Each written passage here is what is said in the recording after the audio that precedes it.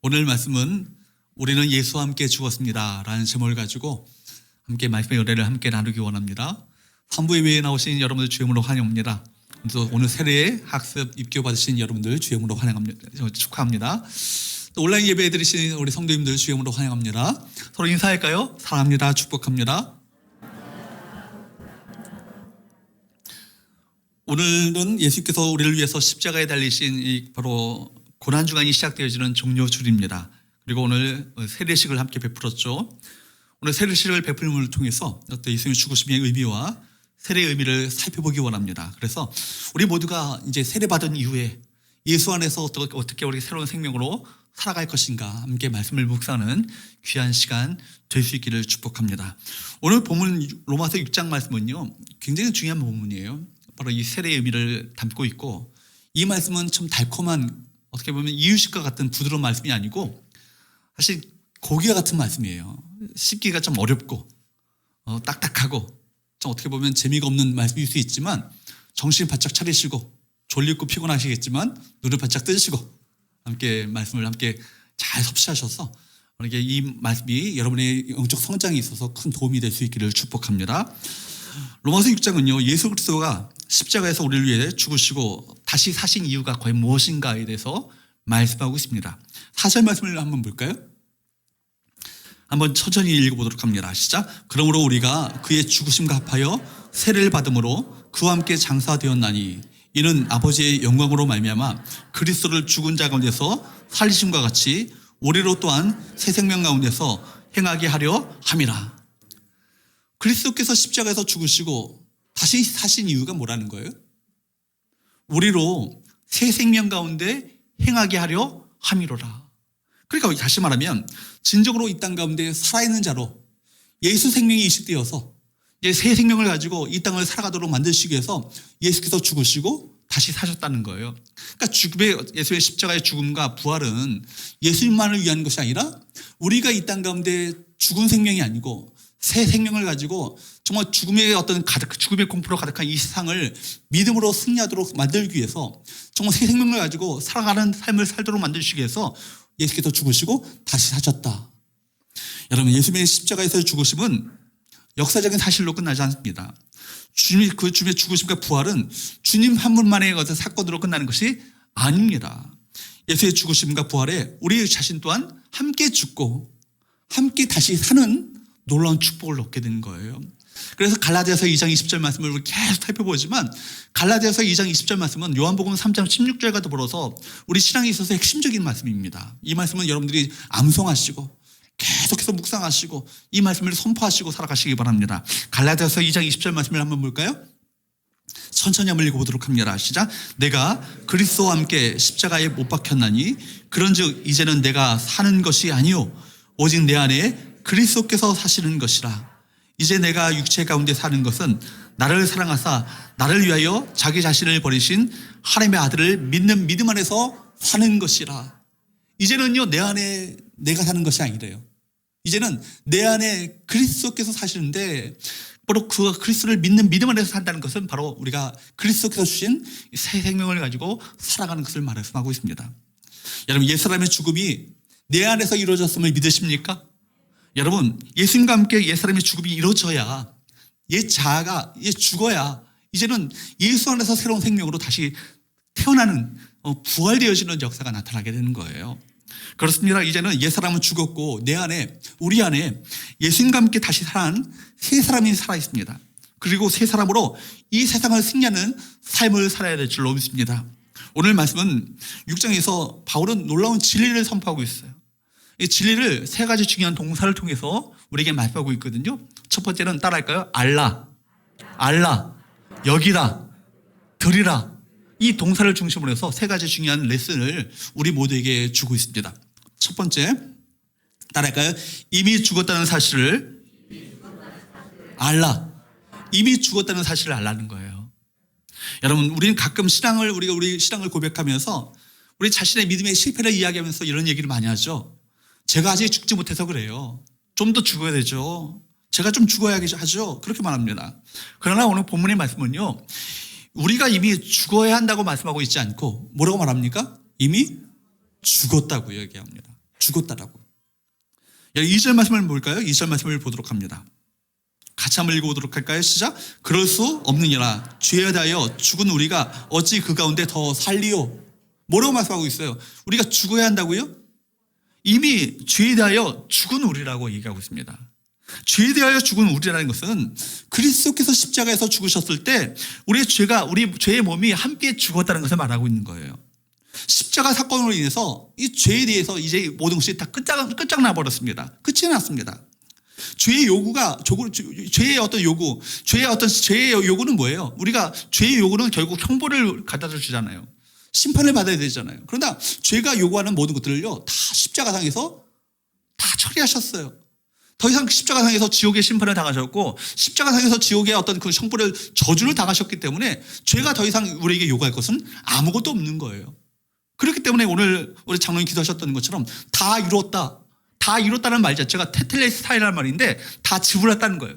대가를 내가 다 지불했다는 얘기입니다. 이거 바로 테텔레스타이라는 말은 그 당시 로마 그리스 어떤 그 시대 때 시장에서 사용됐던 용어거든요. 내가 다 지불했다는 겁니다. 다 모든 그 죄의 대가, 죄의 요구 다 지불했다는 것입니다. 그렇기 때문에 이제는 십자가상에서 죄에 대해서는 우리 이미 끝나버렸습니다. 그리고 그러므로 더 이상 죄 안에 살아갈 수 없는 신분이 되었다는 거예요. 그래서 유진 피터스 목사님은 메시지 성경에서 2절 말씀을 이렇게 해설하여 번역하고 있습니다. 제가 읽어드리도록 할게요. 죄가 다스리는 나라를 떠난 사람이 어떻게 거기 있는 옛집에서 계속 살 수 있단 말입니까? 우리는 짐을 꾸려 영원히 그곳을 떠났다는 사실을 모르십니까? 다시 한번요. 죄가 다스리고 통치하는 나라, 그 나라를 떠난 사람이 어떻게 거기 있는 옛집에서 계속해서 살 수 있단 말입니까? 우리는 짐을 꾸려 영원히 그곳, 죄의 나라, 죄가 다스리는 나라를 떠났다는 사실을 모르십니까? 이 얘기죠. 그러니까 과거와 현재를 완전히 선을 긋는 거예요. 더 이상 이제는 죄 가운데 사는 신분이 아니라는 것입니다.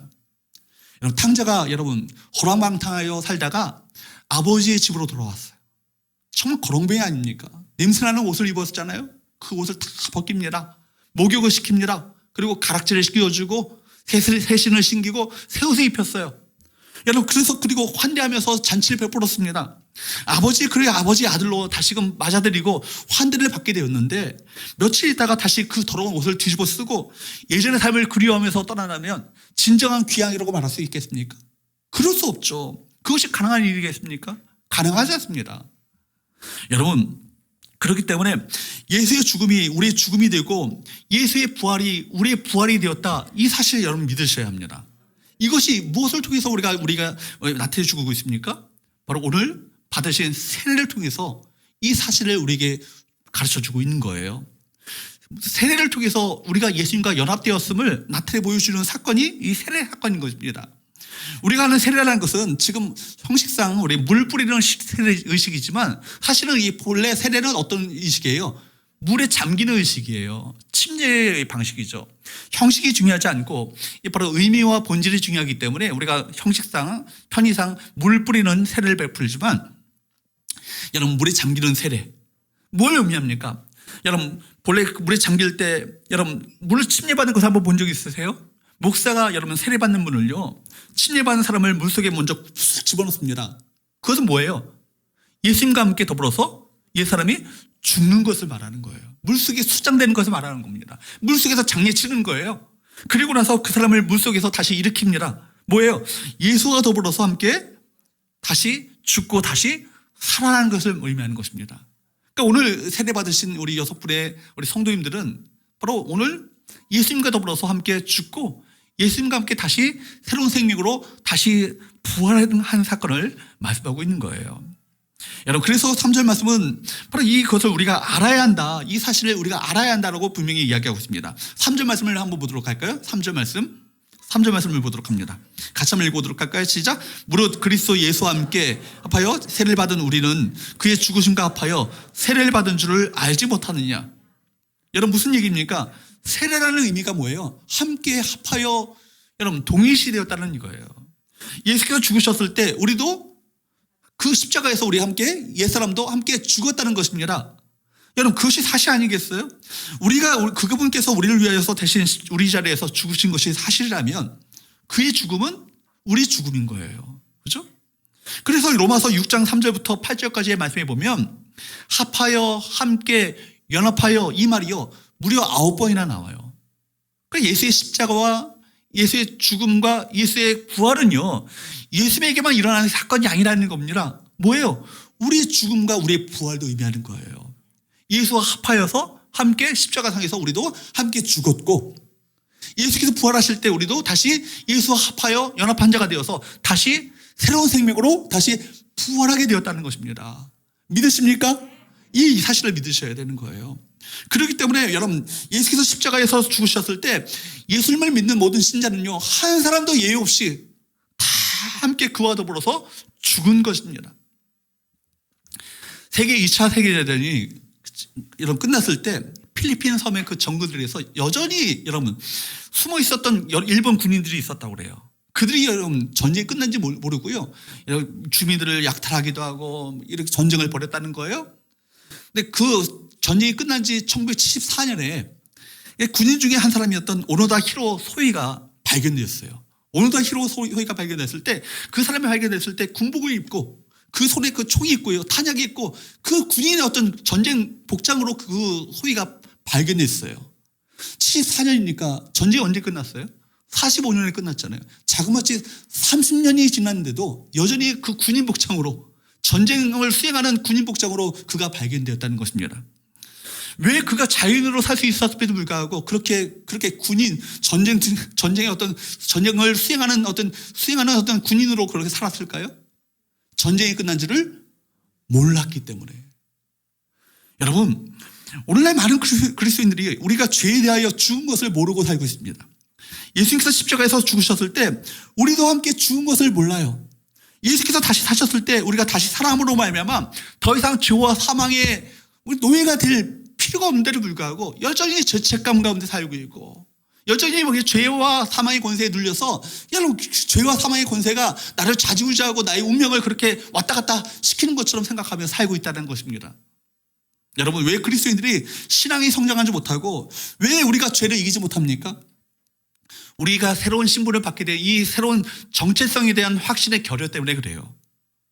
여러분, 그리스도와 함께 우리는 옛사람은 죽었어요. 그리고 이제는 그리스도와 함께 새로운 사람으로 다시 부활하게 되었습니다.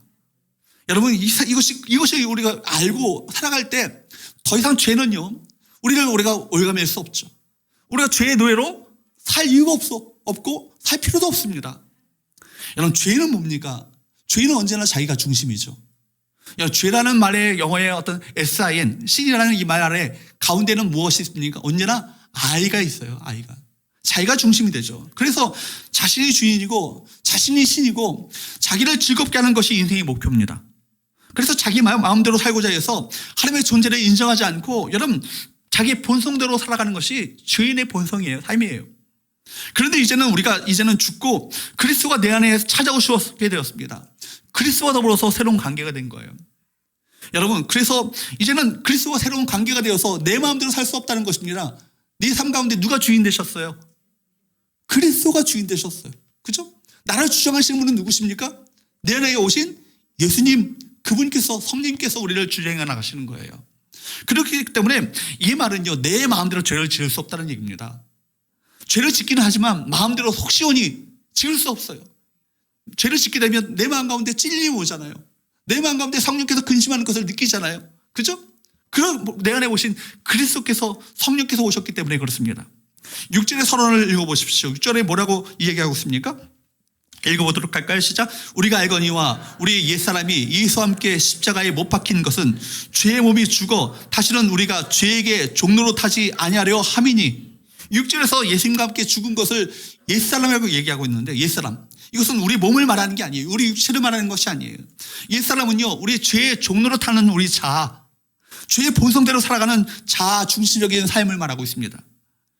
예수를 믿게 되었을 때, 우리가 예수님을 나의 구세주로 주님으로 믿게 되었을 때 여러분, 죽은 것은 뭐예요? 이 옛사람이에요. 그러면 옛사람은 죽어서 달라질 것은 무엇입니까? 죄의 욕망이 여전히 우리 안에 남아있지만, 죄의 찌꺼기가 남아있지만 더 이상 죄에게 종로로 타지 않는다는 겁니다. 죄에게 노예 생활을 하지 않는다는 거예요. 과거에는 죄가 우리 옛사람을 지배하고 있었습니다. 하는 게 다 죄죠. 다 자기 중심대로, 자기 목적대로, 자기 욕심대로, 자기 욕망대로 살아가는 그런 삶을 살아왔잖아요.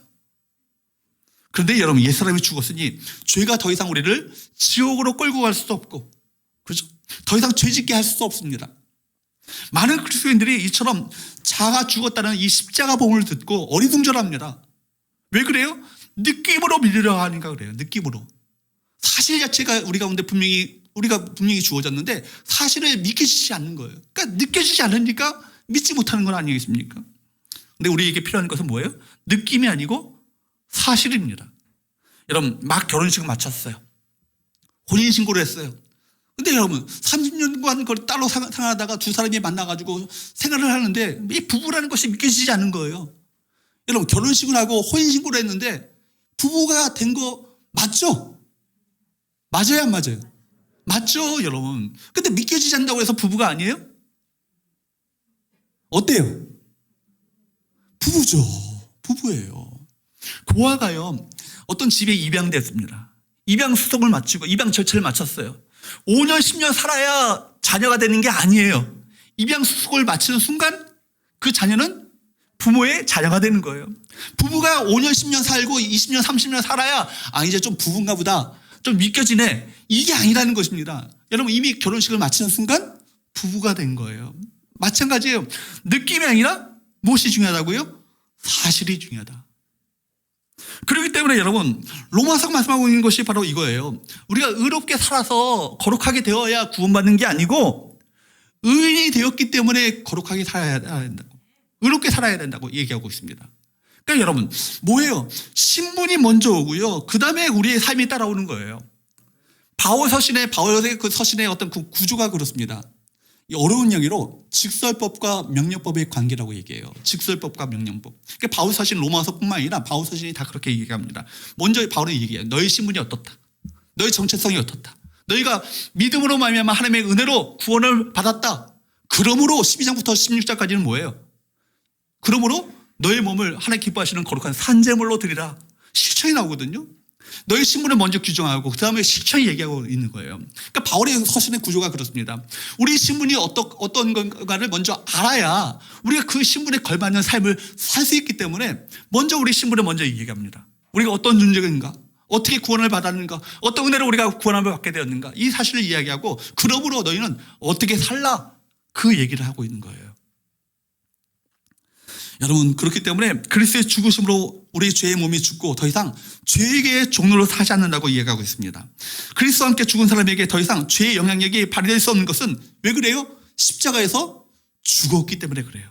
더 이상 죄가 우리를 요구할 수 없고요. 그러므로 여러분, 죄책감에 눌려서 내가 과연 구원받을 수 있을 것인가? 이렇게 염려하며 근심하며 전전긍긍하며 살 필요가 없다는 얘기입니다. 마귀가 어떻게 한다 할지라도 우리 구원의 이 확신은요, 결코 흔들 수 없는 거예요. 확신을 가지고 살아갈 수 있기를 주님으로 축복합니다. 흔들릴 수 없는 이 구원, 이 확신이 우리 가운데 있어야 되는 거예요. 그렇기 때문에 바울은 우리에게 새로운 시대가 열렸음을 선포하고 있습니다. 새로운 은혜가 와서 새 사람이 되었다. 우리 신분이 너무나 분명해진 거 아니겠어요? 그리스도 하나가 되었시고 내 안에 그리스도께서 사시고 이제는 더 이상 이전의 상태로 돌아갈 수 없는 신분이 된 것입니다. 이 사실을 마음 가운데 깊이 있게 깨달으시는 우리 모든 성도님들 수 있기를 축복합니다. 여러분, 이미 죽었다는 사실을 어떻게 하셔야 돼요? 아셔야 되는 거예요. 알라. 두 번째, 따라할까요? 죄에 대해 죽은 자로 여기라. 죄에 대해 죽은 자로 여기라. 본문은요, 우리들 그리스도인들이 죄에 대하여 죽은 자임을 알아야 한다고 말씀할 뿐만 아니라 계속해서 우리 자신을 죽은 자로 여겨야 한다. 여긴다, 안다, 여긴다, 이 말이 그 말인 것 같은데 히라보 본문엔 그냥 비슷한 말이 아니에요. 여긴다는 얘기는요, 여기고 살아가라는 거예요. 계속해서 이것을 의식화시키고 각인시키고 기억하며 살라는 얘기를 말하고 있습니다. 11절 말씀을 볼까요? 시작. 이와 같이 너희도 너희 자신을 죄에 대하여는 죽은 자요 그리스도 예수 안에서 하나님에 대하여는 살아있는 자로 여길지어다. 여긴다는 말 자체가 이게 바로 그냥 번역으로는 안다는 말과 여긴다는 말이 그냥 그 말인 것처럼 깊게 와닿지 않지만 이 말 자체는 로기조마이라는 말이에요. 로기조마이, 히라보로. 헬라어로 로기조마이라는 말인데 이것은 계산하다라는 뜻입니다. 계산하는 거예요. 계산하는 거 대충 계산할 수 있습니까? 정확하게 계산해야 되죠. 그 정확하게 사실에 근거해서 계산해야 그 계산이 딱 떨어지는 거 아니겠어요? 가끔 그 재정부원들이 막 3시, 4시 뭐 예배가 낮에 끝난 줄 불구하고 4시, 5시 됐는데도 퇴근하지 못하시는 거예요. 왜 그래? 그러니까 지금 몇십 원이 틀렸대. 지금 몇십 원이 안 맞고 있대. 이 몇십 원 때문에 퇴근하지 못하고 계산을 좀 다시 또 하고 또 해가지고 영수증 찾아내고 다 계산해가지고 딱 맞추는 거예요. 맞히니까 그제서야 이제 퇴근하시더라고요. 왜 그래요? 계산은 정확해야 되잖아요. 정확하게 사실에 입각해서 정확하게 떨어져야 계산이 끝나는 거 아니겠습니까? 사실을 사실대로 인지하고 사실을 사실대로 정확하게 계산할 때 이 모든 계산이 끝나는 것처럼 우리 여러분 죄에 대하여 죽은 것이 사실입니다. 이 사실을 어떻게 해요? 우리 마음 가운데 깊이 있게 정확하게 인지하고 확인하고 새기고 기억하고 살아가게 될 때 여러분 그것이 바로 죄에 대하여 죽은 자로 여기며 살아간다는 것을 의미하고 있습니다. 여러분 우리가 죄에 대해서 죽은 것이 사실이라면 우리는 자연인이죠. 문제는 뭐예요? 우리가 자연으로 살고 있습니까? 그렇지 못하다면 왜 그렇습니까? 이 사실을 의식하고 생활하는데 실패하고 있기 때문에 그렇지 않습니까? 세례를 왜 받아요? 믿음에 이미 구원받는데 왜 세례를 왜 받아요? 세례는요, 세례를 통해서 다시 한번 믿음의 확신을 주는 거예요. 이 의식 자체가 구원받는 의식은 아니지만 이 세례를 통해서 우리 세례받는 분들에게 다시금 믿음으로 이 세례의 의미를 통해서 우리가 그리스도와 함께 죽고 다시 산다는 의미를 다시 한번 마음 가운데 각인시키기 위해서 세례를 베푸는 것입니다. 뭐예요? 세례는 장례식이죠. 우리가 예수 안에서 우리가 이미 죽은 것을 확인하는 것입니다. 물속으로 들어갈 때 누구와 함께 들어가는 거예요? 예수님과 함께 들어가는 거예요. 그래서 죽은 예수님과 더불어서 우리와 함께 물속에서 장사 지내는 것입니다. 장례를 치르는 거예요. 옛 사람 죽은 거예요. 그리고 물속에서 다시 떠오를 때 어떻게 되는 거예요? 그리스도와 함께 부활한 자로 다시 사는 자로 다시 태어나게 되는 것입니다. 이것이 세례의 의미죠. 그렇기 때문에 여러분 그것이 말씀하고 있는 것이 4절과 5절 말씀이죠. 4절과 5절 우리 긴 본문이니까 천천히 읽어보도록 할까요? 시작. 그러므로 우리가 그의 죽으심과 합하여 세례를 받음으로 그와 함께 장사되었나니 이는 아버지의 영광으로 말미암아 그리스도를 죽은 자 가운데서 살리심과 같이 우리로 또한 새 생명 가운데서 행하게 하려 함이라. 만일 우리가 그의 죽으심과 같은 모양으로 연합한 자가 되었으면 또한 그의 부활과 같은 모양으로 연합한 자도 되리라. 여러분 세례받은 자는 자신의 장례식을 치른 사람이라고 이야기하고 있습니다. 이 장례식은 슬픈 장례식이 아니에요. 세상의 장례식은 슬픈 장례식이지만 이 장례식은 어떤 장례식이에요? 기쁜 장례식이에요. 축제예요. 왜 그래요? 이 사람이 죽었기 때문에 죄에게 종로를 타던 죄에게 노예 생활하던 이 사람은 이제 죽었기 때문에 이 장례식이기 때문에 이 축제 아니겠습니까? 그때 많은 그리스도인들에게 있어서 심지어 집사님, 권사님, 장로님 목사님들 중에서도 이거 정확하게 개념을 잘 모르는 분들이 계시더라고요. 이 믿음이 분명치 않습니다. 옛사람이 죽었음을 믿지 못한 채 죄만 용서, 그저 내 앞에 놓인 이 죄만 용서받기를 바라는 거예요. 그래서 죄 짓고 회개하고 또 다시 죄 짓고 회개하고 주여 또 이렇게 또 죄 지었습니다. 또 용서하여 주옵소서. 죄 짓고 회개하고 그러다 보니까 나중에 이것은 형식이 되면서 나중에는 영적으로 완고한 자가 되는 것입니다. 이것은 자신이 죽었다는 사실이 느껴지지 않기 때문에 그래요. 여기서 그래서 오늘 4절과 5절에서 말씀하고 있는 것이 무엇입니까? 세례는 이례적인 사건이 있지만 이 사건을 기억하고 적용하는 것은 날마다 매일매일의 일상화의 삶이 되어야 한다. 이 사실을 우리에게 말씀하고 있는 거예요. 이것이 여기라는 얘기예요. 여기고 살아가라는 얘기입니다. 그래서 여러분 고린도전서 15장 31절에 바울은 뭐라고 얘기합니까? 고린도전서 15장 31절 말씀을 한번 볼까요? 시작. 형제들아 내가 그리스도 예수 우리 주 안에서 가진 바 너희에 대한 나의 자랑을 두고 단언하노니 나는 날마다 죽노라. 나는 날마다 죽노라. 이 얘기는 나는 매 순간 죽노라 얘기예요. 매 순간 죽는다는 거예요. 데일리 다이.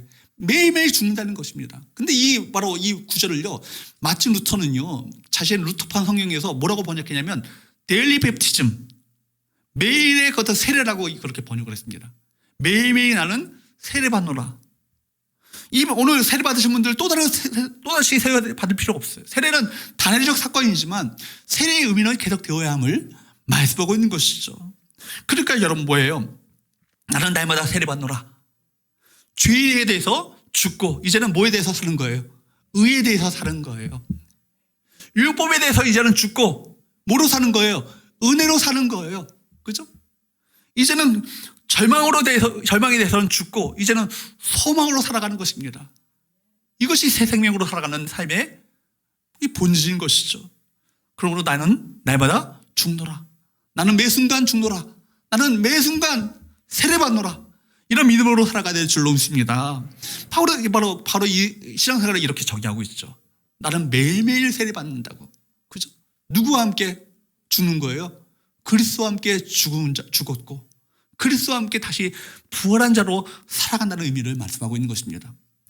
과거에 미국에서요, 노예 해방을 이루어진 이후에도 한동안 노예로 살아갔던 이들이 많이 있었다고 그래요. 왜 그러냐면 노예 생활에 익숙한 거예요. 익숙한 이 자리를 떨치고 나가봤자 내가 자연으로 살아간다는 것이 자유의 이 기쁨과 해방과 이 감격을 잘 모르니까 노예로 계속 살기를 원하는 거예요. 그러니까 노예 생활을 합니다. 주인 시키는 대로 노예로 그렇게 살아갑니다. 시키는 대로 살지 않아도 되는 데를 불구하고 노예로 그렇게 시킴을 당하고 그렇게 순종하고 복종하고 뿐만 아니라 주인에게 때리는데도 그대로 맞고 있는 거예요. 왜 그래요? 내가 자유인이 됐다는 사실을 모르니까. 시간 나지 않은 것입니다. 그들에게 필요한 것은 무엇일까요? 자연으로서의 새로운 자기 신분에 대한 의식화, 이것이 필요한 건 아니겠어요? 노예 행동이 나올 때마다 그때마다 자기 자신에게 이렇게 말할 필요가 있는 것이죠. 노예는 죽었어. 너는 이제 자연이야. 자기 자신에게 그렇게 말해야 되지 않겠습니까? 바울 사도는요, 아마도 이런 경험을 가르쳐서 날마다 죽노라라고 우리에게 가르친 것 같아요. 우리는 이미 죽었지만 이 사실을 확인함으로써 다시 자신을 죄에 대하여, 죽음에 대하여 여러분 두는 것, 죽음의 자리에 두는 것, 나는 옛사람은 죽었다 라고 내 자신을 옛사람을 초래하는 것, 이것이 필요하다는 것입니다. 죄의 충동이 우리를 괴롭힐 때마다 나는 죄에 대해서 죽었지, 예수와 더불어서 이제 새로운 삶을 살아가는 것이지, 이것을 확인하며 살아가는 거예요. 그럴 때 죄의 어떤 지긋지긋하게 우리를 따라오는 죄의 충동과 유혹으로부터 자유할 수 있지 않겠습니까? 어느 날 종교개혁자 루터에게 학생들이 찾아와서 이렇게 물었답니다. 선생님, 어떻게 하면 그렇게 많은 사탄의 시험과 유혹을 이길 수 있겠습니까? 그렇게 쉽게 이길 수 있겠습니까? 그때마다 루터는 이렇게 대답했다고 합니다. 그래, 사탄이 자주자주 내 마음의 문을 두드릴 때가 많이 있어. 그렇게 문을 열라고 소리칠 때가 많이 있어.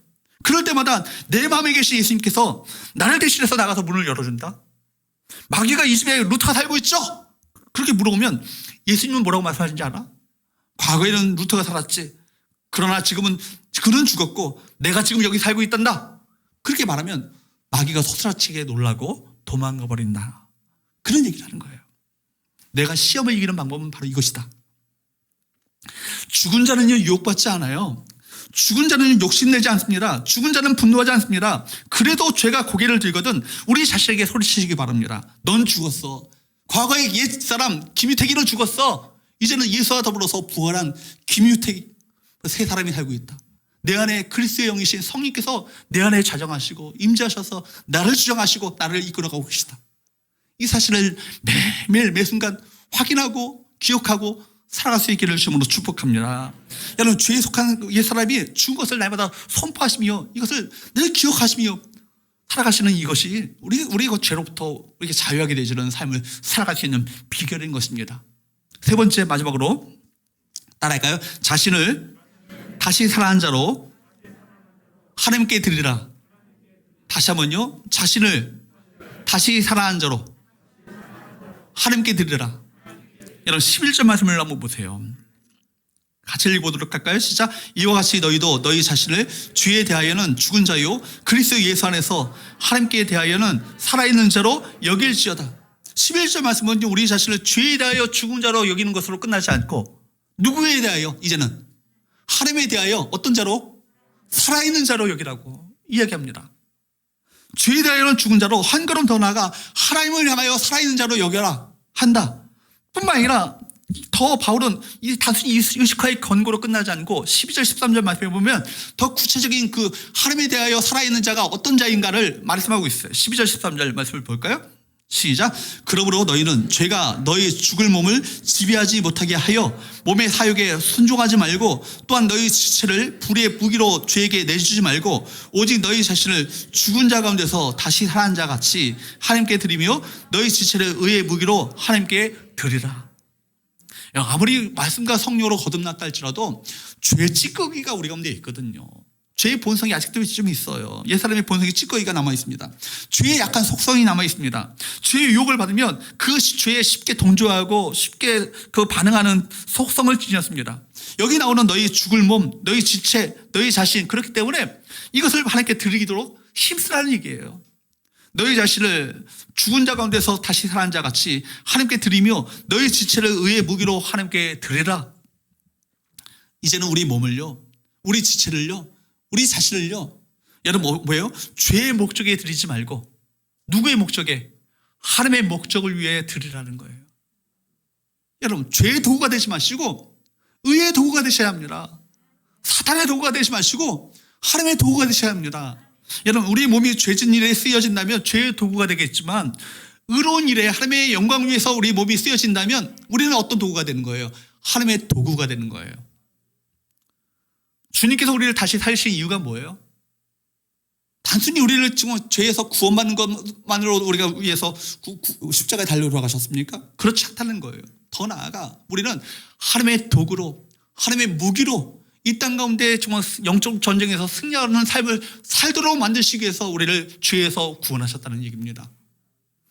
우리 인생을 하나님의 도구가 되도록 이거 의도하시는 것이 하나님의 목적인 거예요. 세상의 유혹과 죄에 끌려다니지 않고 우리 삶을 의의 무기로 주님을 일에 힘쓰는 자가 되는 것, 이것이 참 중요하다는 것입니다. 어떻게 얻은 구원인데, 그렇죠? 그렇습니다. 어떻게 얻은 구원인데 구원받고 난 후에도 죄를 지으며 죄에게 종로를 타며 살겠습니까? 결코 그럴 수 없습니다. 이제 남은 삶을요, 저와 여러분의 삶을 이제는 세례받으신 분들 특별히 이제는 남은 삶을 의의 무기로 하나님께 드리기를 힘쓰시는 우리 모든 성도님들 될 수 있기를 축복합니다.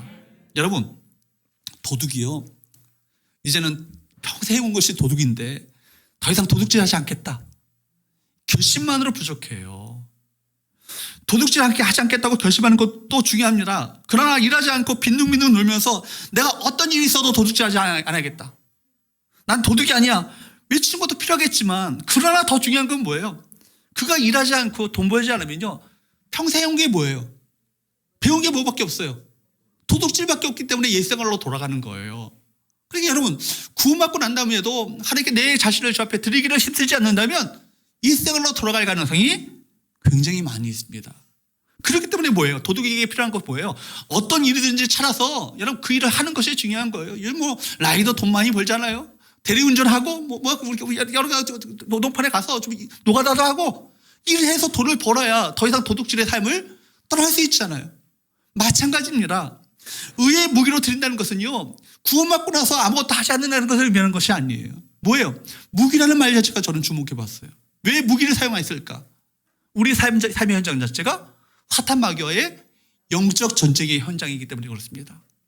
마귀는 끊임없이 우리 죄를 통해서 우리를 공격하고 시험하고 우리가 유혹할 거예요. 그럴 때마다 의의 무기가 되어서 이 영적 전쟁에서 맞서서 싸워나가는 것, 이것이 성도의 삶이 필요한 건 아니겠어요? 우리가 그리스도의 거룩한 군사가 되어서 이 영적 전쟁에서 승리하는 삶을 살아가는 것이 필요한 건 아니겠습니까? 그러므로 적극적으로 우리가 하나님의 영광을 위해서 내가 어떻게 내 자신을 드릴 것인가를 늘 이거 생각해 보셔야 되는 거예요.